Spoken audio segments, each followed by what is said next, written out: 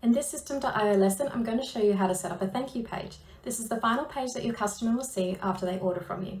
The next page in our funnel is the thank you page. Let's have a look at what that looks like.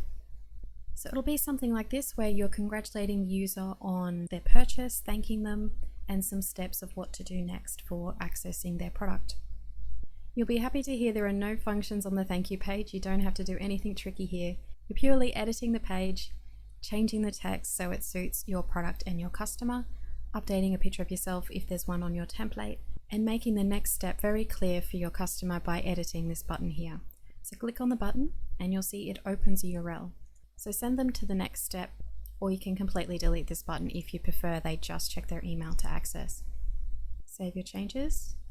One tip I was given a long time ago: with the naming of your thank you page, you don't want to call it just thank you, because someone could guess. They could guess what your thank you page is and access these products for free. So keep it as something complicated like all these numbers. That is a nice tip I received a long time ago, and I still follow that now.